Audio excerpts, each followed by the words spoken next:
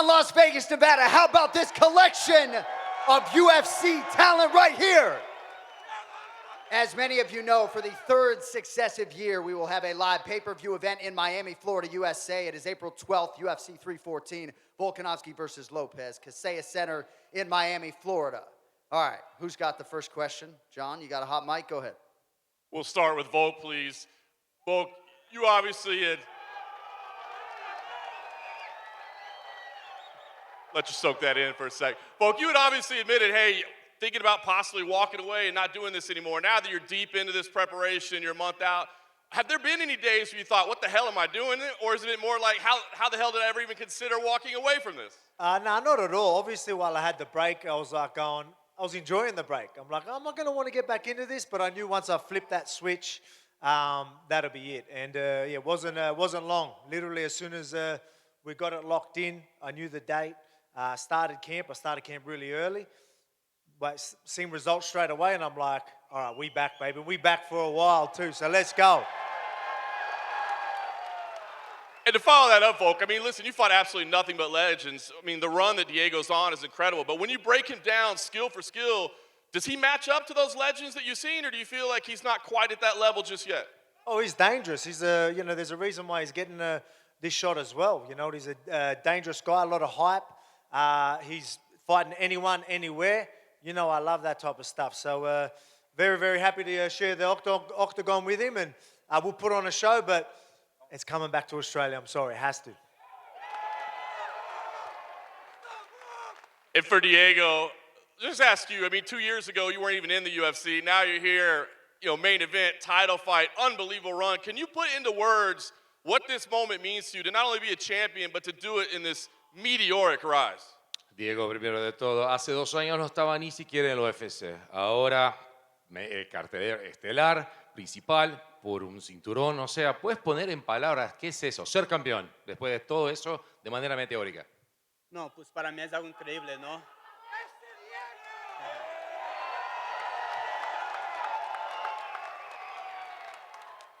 Pues para mí es algo increíble, de estar fora dentro do UFC, menos de 2 anos estar peleando por el título, é algo incrível para mí.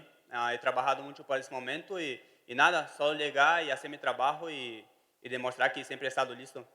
Listen, it'd be great. For me, it's so incredible to be in the UFC for 2 years and just do this. And listen, I've worked a lot for this. It is my moment. All I have to do is put that work into practice and get it done. We'll go to Michael Chandler, please. Mike, you've got a well-developed reputation for one of the most exciting fighters in the sport. You know, Paddy's a fighter on the rise, but you've been fighting these kind of existing legends. So what was it about this fight when it was presented to you that you said, yeah, okay, I'm up for that fight. That makes sense for me. Hey, the resume speaks for itself, man. I've done nothing but doing hand-to-hand combat for 24 years. I love what I do, and I love doing it in the UFC. And if you don't love the brand of Paddy Pimblett, it's fun, it's exciting. He's a guy who brings it. Scousers don't get knocked out. We'll put his name to the test. UFC 314. Let's go, baby.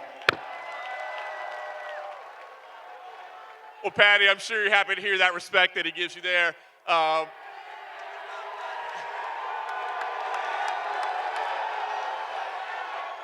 I mean, for you, clearly the star power has been growing for a while. Every fight is your next biggest fight. But is this one the one that you go out and win, that people finally quit saying prospect or on the rise, and they start saying title contender?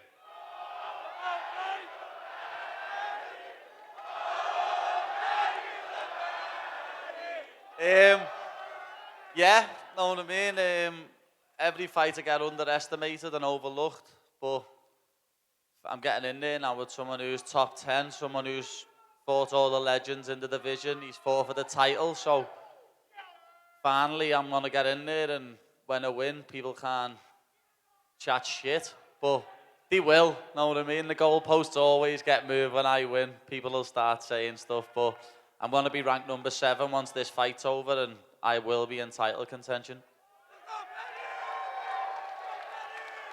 And last thing I had, I just wanted to ask Bryce Mitchell quickly. Bryce, this has been, it's been a tough couple of months, I would say. Obviously, we're not used to hearing boos for you. There's been some controversy, I guess. Kind of your first public appearance, I just want to ask how important it is for you to be back to what you do best, and maybe with an open mic, is there anything that you want to address to the crowd today?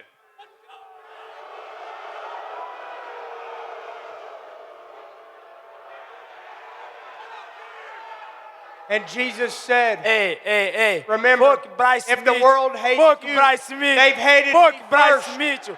Fuck Bryce Is Mitchell. his servant greater Fuck than Bryce his master? Mitchell. Fuck Bryce Mitchell. Bryce Mitchell.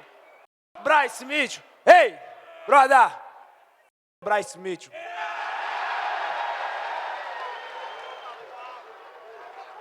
I'll start with you.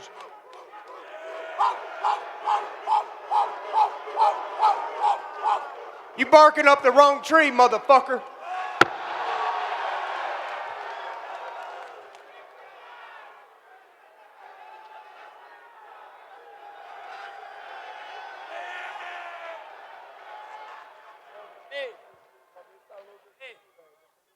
Bryce Mitchell. Look, Bryce Mitchell. Please. Jose, go ahead, my man. What do you have? I'll ask a question to John Silva since he had the mic. You seem to, you brought a globe. Why did you feel the need to bring a globe to the press conference? Pergunta para você, já que já estava com o microfone ali. Você trouxe um globo. Por que trouxe o globo?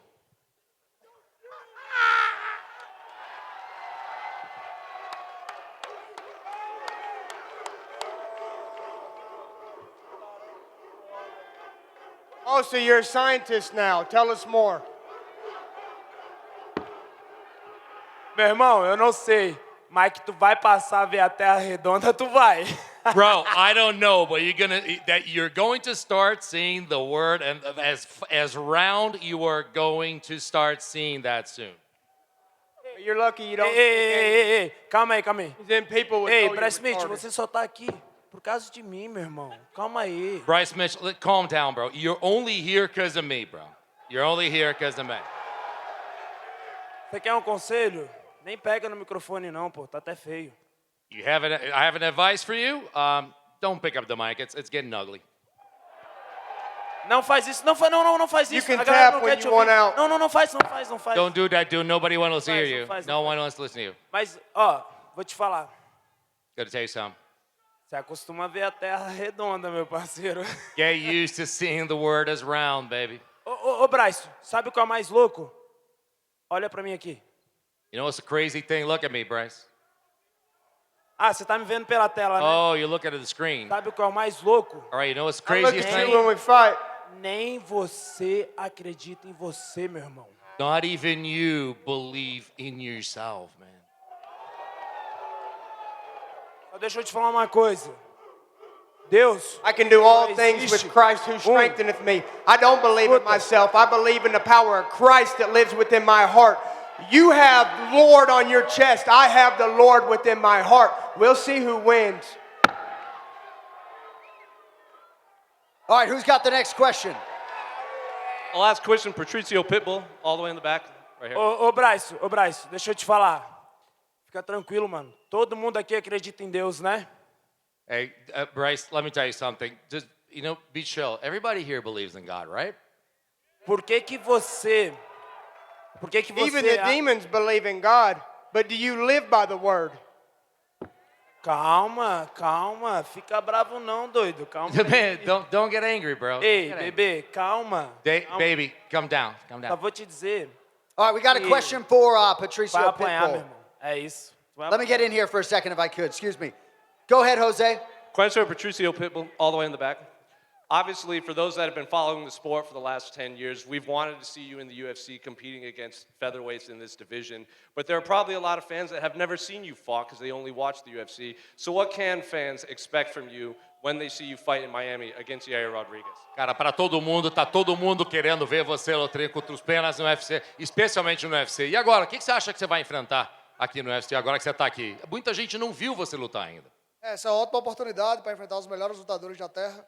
Então eu estou aqui no UFC para vir apostar no meu trabalho e fazer o que eu sei fazer melhor, que é lutar e mostrar a violência. Listen, this is a great opportunity to actually show my work. This is an opportunity for people to see what I'm all about and to show my work and to see the violence that I bring in. Question for his opponent, Yair Rodriguez. Yeah, all the way in the back.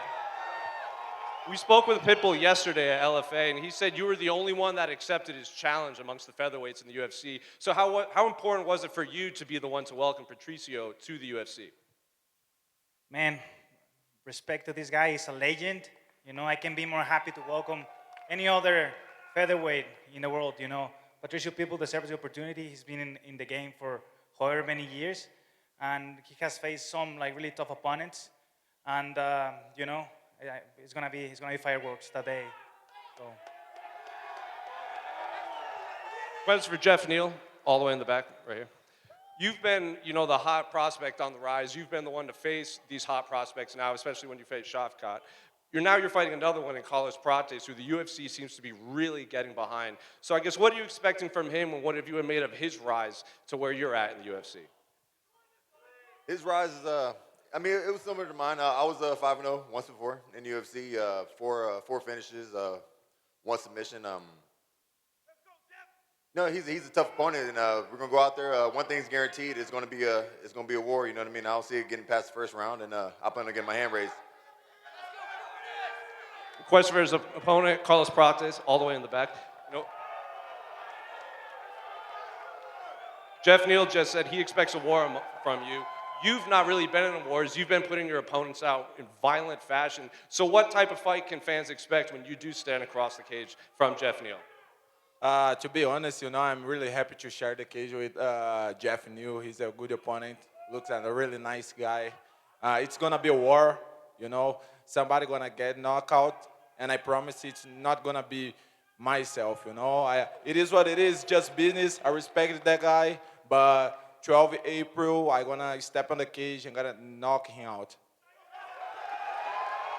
Question for Alex. Alex, obviously there's a lot of respect between you and Diego, but earlier this week, you had some unkind words to say about his haircut. Now you've seen it in person, do you still believe it's the worst hair in the UFC?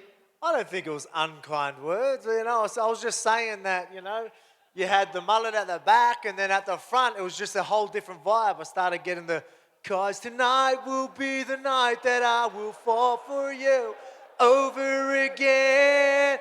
Don't make me change my mind. I won't live to see another day. I swear it's true.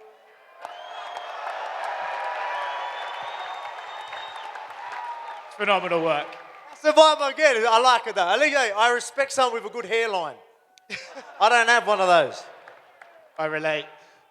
Question for John Anik. John, you know, we have had a few stacked cards in the history of the UFC, but with the abundance of riches on that stage, how excited are you for UFC Miami?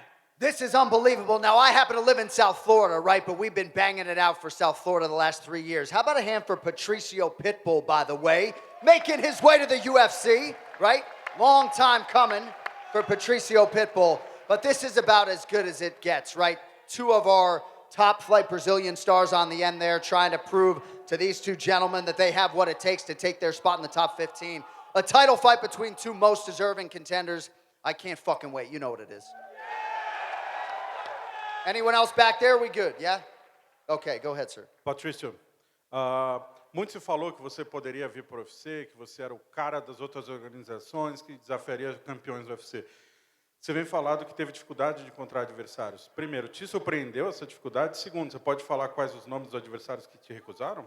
First of all, it's been a long time coming for you to be here in the UFC, not only to be here, but to be a champion, and because you were the man in other organizations. Not only was talked about, it took a long time for it to happen, that a lot of people didn't take up the challenge. Could you say a little bit about more of that? And also maybe name some names that did not take up on the challenge of facing you? Posso falar? Então, foi uma novela, né? A gente estava tentando aceitar a luta, então a minha posição não tinha muito o que escolher. Todo mundo sabe que eu luto contra qualquer um. E primeiro me ofereceram ao Jamén e ele disse não. Então, publicamente no Twitter, fui lá, desafiei ele e ele falou que só estava pronto em abril. E aí passaram para aí Rodrigues e ele demorou para responder. E eu fui no privado dele, ele falou que seria uma boa me enfrentar, mas quando o contrato chegou, ele não assinou. Depois me ofereceram um cara que ia lutar contra Edson Barbosa, porque Edson Barbosa se machucou. Eu também disse sim, mas não tinha tempo para aceitar, para tirar o visto. E aí marcaram a luta de Yair Rodrigues contra Arnold Allen. Arnold Allen se machucou e o UFC me botou para lutar contra Yair Rodrigues. Então, assim, foi vários nomes. E eu soube que no backstage tiveram outros, mas eu não posso ter que confirmar porque foram nomes que eu não tenho certeza que falaram. Mas então... Man, it was a soap opera. Actually, first and foremost, they offered Aljamain Sterling. He said no. It's like, whatever. Then they started to surface the name of Yair Rodriguez, and basically, they said no. He took a while to respond, so I went on his private. I went on his DMs to try to see what's going on.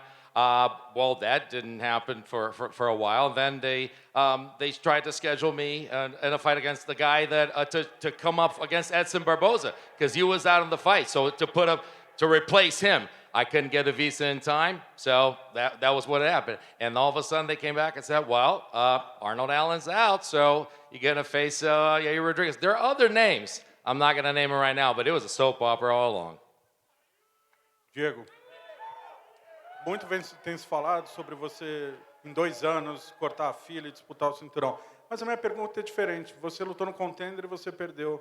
Na sua estreia no UFC você perdeu. Qual foi o pulo do gato para chegar onde você está hoje tão rápido? Qual a mensagem para quem está te assistindo, lutador, chegar onde você chegou? Diego, a lot has been said about your meteoric rise. 2 years in the UFC, you're already fighting for a title. But my question is different.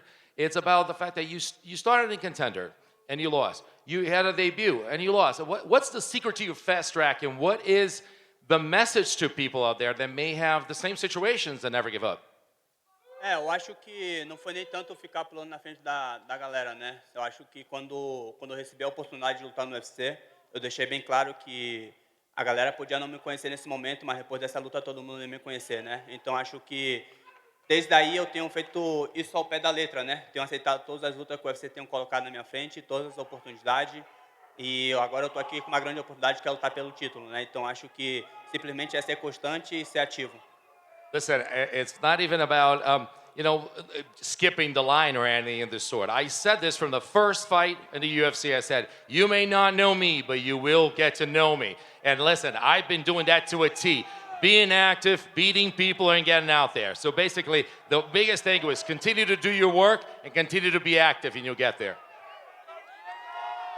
Question for Volk. I've always thought people took way too long to appreciate your greatness while you're on that tremendous run of title defenses. Now that you have huge fan backing behind you this time around, how does this run to the top compared to the first one? It's I guess it's different, but I mean it was a long road, But that's the thing, I'm just proud. One thing that I am most proud of, people ask me, what's your greatest achievement? And I usually just say that I was able to be myself through the whole process. So that's something I'm most proud of. It might not get you, the hype straight away. I ain't going to talk trash. I might sing like I just did maybe, but I ain't going to talk trash. That's not my gig, but people really appreciate who I am and what I'm all about, and it's really paying off now. And my next question is for Michael Chandler and Patricia Pitbull. You guys obviously fought a while back, and I know you guys have your own aspirations and challenges in your respective weight classes, but now that you're both in the UFC, would you guys like to run it back one day? I'm with that guy. No, hey, more than anything, I'm excited for Patricio, man. It really is different coming over here. The level is completely different. The lights, the platform, these press conferences. So I'm excited for him to experience it. And may the best man win on Saturday night. Obrigado. Eu sinto respeito por todos os lutadores e com o Michael Chandler a mesma coisa. Ele tem feito uma carreira de vitórias aqui no UFC e quem sabe um dia, né? A gente não sabe o que pode acontecer. Eu estou pronto. Well, thank you. Listen, I respect every fighter in this organization, and Michael Chandler, the journey that's here in the UFC. And listen, maybe one day, you never know. I'll be ready. One last one for me. A question for Paddy Pimblett.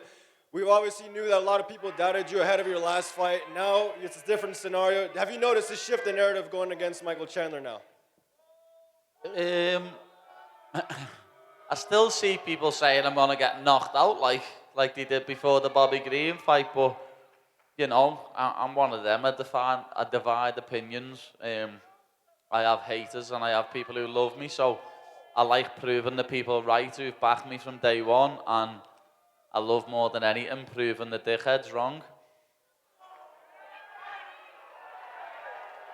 Just a question for my brother, Jean Silva. We know you're one of the wildest guys on the roster, but we also know you're a guy that's known to wear his heart on his sleeve. I saw you up there earlier admiring your name tag. What's it like to be attending your first UFC press conference? And also, we got a lot of guys on stage that have a lot of star power. So what do you have to do to take a little bit of shine off these guys and get the crowd fired up for you? Pergunta para o nosso brother, Jean Silva. Cara, você tem sido um sucesso no UFC desde que você entrou. A gente sabe que você é um cara super agressivo, violento, mas você também veste as suas emoções. A gente viu você aí olhando ali para o teu nome, que tá você. Cara, como é que você se sente agora, você estando no UFC, a tua primeira coletiva de imprensa lotado de talento, com toda essa galera aqui, dividindo esse espaço? Las Vegas!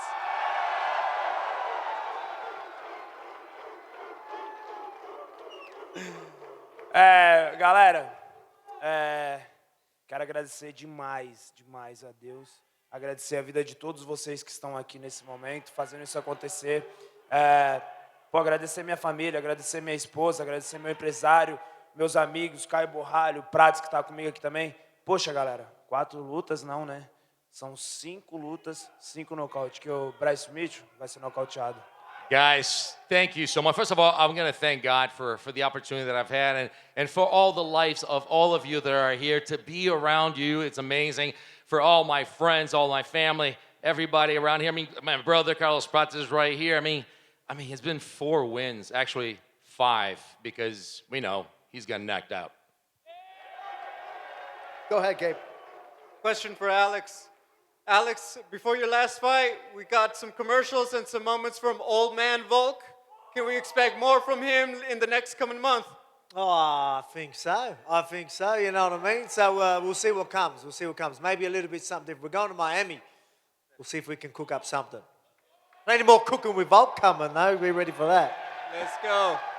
Question for both John and Carlos. What does it mean to share a card together at a time when the fighting nerds have never been more popular? Uma pergunta para o Jean e para o Carlos. O que significa compartilhar esse card no momento em que a Fighting Nerd está lá em cima? It's always good, you know. It shows all the hard work we have inside of the gym, you know, a lot of sweat, a lot of blood, and also a lot of brotherhood, you know. Everybody always helping each other, and it's really nice fight again on the same card of Jean. And all the guys gonna come from Brazil to Miami. We're gonna take over. Definitely, we're gonna take over. Cara, o que eu vou te falar? Olha onde esse óculos está, cara. Dude, what am I gonna tell you? Look at where these glasses have tudo made. isso aqui é por causa de vocês. And all of this is because of you. Thank you. Go ahead, Mike. Question for Paddy. Paddy, I noticed you said if you get a win here, it'll be into title contention. If you continue to make that ascent, who would you rather see holding that belt? The pound-for-pound great Islam Makhachev or your old buddy Ilia Topuria? Islam, I don't think he gets near him. After I beat Chandler, I'd love to fight Ilia next, but we'll see what happens. Love to fight Poirier, love to fight Charles. Just want to fight someone who'll get me the title fight, because obviously that's what we do this for. You want to be the best in the world, and to prove you're the best in the world, you've got to hold that lightweight title. And just for Volk and Diego, when a champion vacates, as Ilia has in this scenario, it can sometimes take a little bit of time for the division to recover. What do you guys plan to do with this fight, this win, and your title reign to make people forget about him and move things forward? Yeah, well, I hear what you're saying, but I'm going to get this division moving real quickly. We're going to go put on a show. I plan on getting that belt back, and I plan on defending ASAP. And you're going to see that active champ you guys remember. And I'll get a free in this year. So you will quickly be reminded of what the featherweight division's like. Y Diego, a veces cuando se va uno y deja el cinturón y se va abajo o arriba, o sea, a veces tarda un poco para tener la oportunidad de pelear por un cinturón. Ahí ya tiene la oportunidad, o sea, ¿qué necesitas? ¿Qué crees que vas a hacer para verse un campeón que la gente se haga olvidar de quién fue Ilia Topuria porque es tu campeón? Não, pois eu creio que se vai tratar de isso, não mantenermos ativo. Eu creio que Volk, quando era el campeão mais ativo da división. E pues la idea es esta, ganar cinturón y ser uno de los campeones más activos también. Listen, it's all about being active. I think that when Volk was a champion, he was the most active champion you can find in history. So basically, that's it. Keep active, keep fighting after being a champion. I have a question. I have a question. Pitbull here. I have a question. I didn't know where that was coming from. Go ahead, Pitbull. Quando eu era campeão em outra organização, eu fiz uma aposta de $1 milhão contra Volkanovski e ele aceitou. E eu sei, todo mundo sabe que nós temos uma luta agora pela frente, mas se for possível dia, ele ainda mantém essa aposta de pé? Listen, when I was in another organization, I made a bet. Volkanovski said $1 million if we fight and we win. I know we got fights coming up, but maybe down the line, you want to keep that bet open? I'm here. Yeah, well, mate, you put on a good performance. Like I said, I'm expecting to defend my belt a couple of times this year. You do a good job. I'll see you there. Don't forget that here. All right, last question. Go ahead. Hello. My question is for Alex Volkanovski and Diego Lopes. Guys, accordingly to what you said last week, Movsar Yevloyev will be next. So can you confirm that in the case of the win, you will face Movsar? And if the answer is yes, will you want to find him in Abu Dhabi? Yeah, look, obviously we're not looking. I'm not looking past Diego. I'm fighting a tough guy, and as he said, no matter who's champion, we'll be active. But I plan on getting that belt back. No one has to wait for nothing. Like I said, I'll keep them all busy enough. I want to be that active. So whether it is Mosba, and then if he puts on a performance, I'll fight people later in the year. It doesn't matter. No one will be waiting around while I'm champ. Já se falou muito, ou seja, que o próximo entre vocês dois seria o campeão enfrentar o Movsar Evloev. Primeiro, você pode confirmar que sim, seria o Movsar, e depois, pega ele em Abu Dhabi? Por que em Abu Dhabi, por que não no Brasil? Why Abu Dhabi? Why not down in Brazil? There will be a pay-per-view in Abu Dhabi earlier than in Brazil. E tem o pay-per-view em Abu Dhabi, obviamente não tem nada no Brasil marcado. Não tem problema, a gente pode ir para o México também. No problem. We can go to Mexico too. Sounds good. All right, thank you all for bringing the heat and bringing the energy today. We're going to clear the stage and stare these athletes down. Also, don't forget ceremonial weigh-in for UFC 3. Let's go! Coming up as well. Thank you all very much.